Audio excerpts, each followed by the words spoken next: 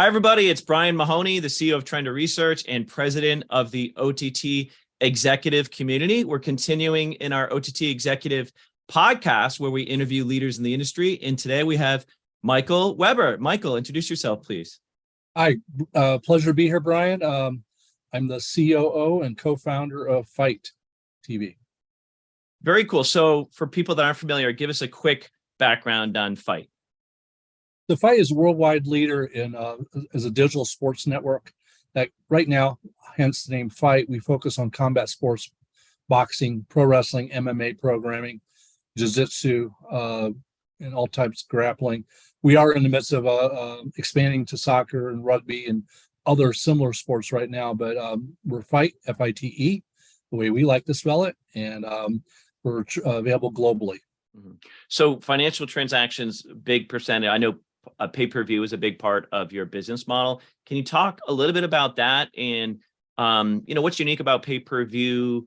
Obviously there's probably some interesting challenges around subscriber management, that you got transactional. How is it different from just managing a general, let's say, subscriber to a service?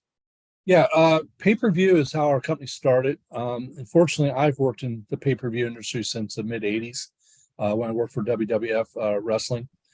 And the good thing about pay-per-view is in wrestling, boxing, MMA, people have been watching for over 35 years now, the big key events on pay-per-view basis. And before that, they watched them on closed circuit and other platforms there. So we sort of gone with that direction. What's also good about pay-per-view is a revenue share with the publisher of the program. And they keep saying it's going to die, but it's still here yet. Now, we have noticed a lot of slowdown this past year because there's so many different subscription models out there. And while we still offer the really, really big events on pay-per-view basis, and these will range anywhere from $15 to, well, some of the boxing events are as much as $75. There's still a place down for subscription. So we've sort of taken the best of both worlds. We have a large number of programs available on pay-per-view, but we are now migrating more and more of our mid-level programming to a subscription service called FITE Plus. Mm-hmm. And we really feel that's probably the best model of the whole thing. When we launched it, we were strictly only we were only pay-per-view programming. Mm-hmm. And that worked pretty well for us. It was a good way for us to start our company. But now we're finding out more and more of the subscription model also works. So we're just going to do both. So is the 24/7, is that a separate sign up or is that part of the FITE Plus service? How does that work? It's actually, you obviously can find it on FITE.tv. Yeah. Okay. And all of our platforms and stuff, it's there, it's accessible, but it's on about 8 or 9 different, actually it's on 10 different platforms right now. Okay. With Roku, as I mentioned, being by far and away the biggest one right now. Totally ad supported, like free. That's ad supported, right? Okay. It's a free program. We actually offer on FITE.tv. We have it keeps getting a smaller amount, but we do have some free programming on there, which is good just to get people to come onto the platform, see how easy it is to get around there, find programming schedules, and we engage them, and it's also a way for us to market to them about our other offerings that we have. So can I go back and watch Hulk Hogan, Superfly Snuka, like all that fun stuff? Or we actually don't have that far back for WWE. WWE's done a great job with their WWE network, which they now have on Peacock. Yeah. And you can watch all that type, exactly what you just described on there. Okay. We do have a lot of historic programming on our platform, but mostly it's stuff that's happened in the last 7 years, which is as long as our company's been around. Yeah. So just a side note, my best friend was a huge wrestling fan back in the 80s and had a habit of trying out all the new moves on me, so diving off the top of the couch and landing on me.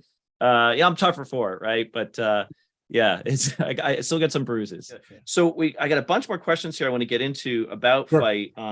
So let's talk a little bit about viewer acquisition. Mm-hmm. You have a unique opportunity where you have fans and you have, various ways to get out there. Can you talk a little bit about that? How do you draw on your eyeballs? There's a lot of conversation right now about the cost of content acquisition. If you're spending more, to generate a subscription or a pay-per-view or whatever, then you're getting back in terms of your own monetization. That's a problem. Talk to that a little bit, please, Michael. Well, there's a couple steps to that. One is I mentioned before, our business model with our partners is revenue share, generally speaking. Rarely do we just outright buy the rights to a show. So we rely on our marketing elements and their marketing elements. So they have their own databases and stuff, and we want them to put the word out. And many times they have, in the case of wrestling, they have a weekly programming maybe on network. So we want them to promote that as well. But when we started the company, the first 2-3 years, we spent millions actually in the marketing of just our brand. Okay. But now we're focusing, because we feel we're established, we're relatively high in the search engines for on an app. If you go to Apple and try to find FITE, it's pretty darn easy to find now. But it wasn't, obviously, when we first started. And now we do a lot of our focus is Google search and Facebook advertising. But we also, because we have 7 million users, we do a lot of our own database marketing through email blasts. We have push notifications for people using the app who choose to get notified about events starting. And you add all those in together, we have a pretty good system to drive people to view our programs. So one of the reasons we do these podcasts, not only to learn from leaders in the industry like yourself, but also to personalize the faces. Can you share a hobby, an interest, something about Michael that people may not know that they might find interesting? I'll tell you a stupid story, which I'm pretty good at. As an intern, fresh out of graduate school, Ohio University, go Bobcats. I worked at WrestleMania 2, and from a technology standpoint, people still haven't done anything like that. The first hour is from New York, the second hour from Chicago, and third hour is from LA. I was assigned to the second hour, and that was featured with a battle royal with NFL players in there as well as pro wrestlers, Andre the Giant, Big John Studd. I think I saw that. I think I remember this one. Well, if you watch it closely, you'll see a skinny guy with black hair and a red tie sitting ringside. That was me. And Vince McMahon had me, I'm like, if any of those guys fall out of the ring, you got to catch them, because he self-insured them, their careers. And Refrigerator Perry was the big name. And I think you might be old enough to remember what a big deal Refrigerator Perry was. Oh yeah, I'm a Patriots fan. So yeah. Okay. And therefore we so I had to keep my eye on Perry all the time to make sure he didn't get hurt. And so we're dying to know, did you have to catch anybody? Did you catch no, I was very lucky. They took care of them, as they say in the business, and nobody got hurt. So you're the skinny kid sitting ringside, right? You didn't have Perry or anybody following you. Meanwhile, I'm probably watching that, and my friend Matt is jumping on me doing a superfly snooker, from the top of the couch. So yeah, one of the things sort of interesting about that event is the first time, people can't comprehend this now, it's the first time they ever used mats on the floor around the ring. If you ever watch any wrestling, you always know there's mats around the ring. It's heavily padded, all that kind of stuff. And they got mats from like a local elementary school just because the NFL players there. And the wrestlers who watch that show from both New York and LA say, what do you mean? They got mats around the ring? Those wusses, they don't need that. Oh, I guess we're doing that because those NFL players want to make sure they don't get hurt. Well, listen, Michael, we're out of time here. I just want to thank you for this great conversation. It's great reminiscing about the old days, but also seeing what you've done with FITE over the last 7 years. We'll definitely keep our eyes and ears out. And I don't know, maybe I'll subscribe and watch some of those old shows from the 80s if I can find them, Yeah, there's some great stuff there. FITE's pretty easy to find on all the various platforms. And if you can watch Netflix, you can watch FITE.